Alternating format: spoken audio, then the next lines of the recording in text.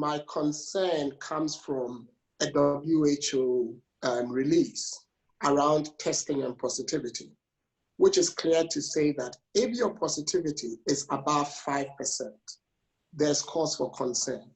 But overall, when it's between 3 and 12%, you can still manage. It means that you are not testing as much as you should, but you are probably there or thereabout. But the minute your positivity goes above 12%, then clearly you are not testing enough because there's more community spread than you are capturing. Consistently, if you go onto a website like Our World in Data, which is run by Johns Hopkins, Oxford University, University of Cambridge, MIT, and the lot, who've been churning out these numbers, because initially we were churning out the numbers.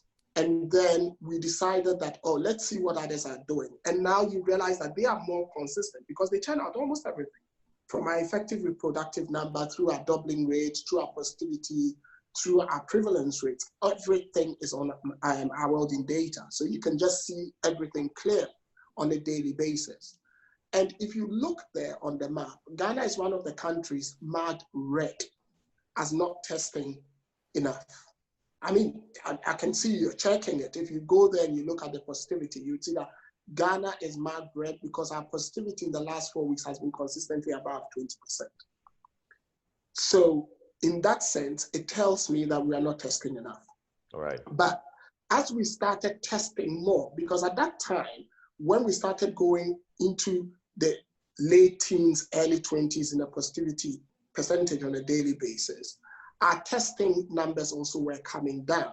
We're all aware that the Ghana Health Service had said that we're having issues with obtaining reagents and PCR testing and all that.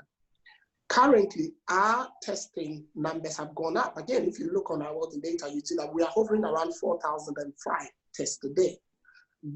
And I would have expected that because that's the denominator, as the denominator goes up and the positive tests are there, you would get a lower positivity test percentage.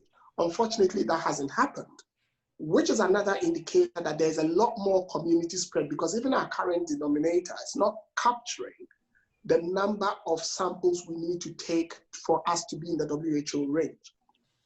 Situating that, therefore, you then realize what sort of testing do we need to be doing probably to get us within the 3 and 12%. And if you do the maths, it's about 9,500 tests a day.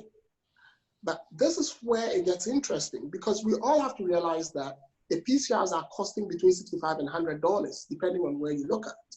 So you're talking of something upwards of around $65,000 to $95,000 a day for an indefinite period of time, which is a huge cost for government.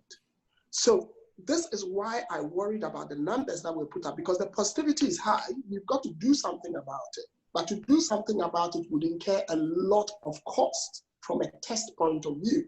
How we navigate these two paradigms is what we need to look at.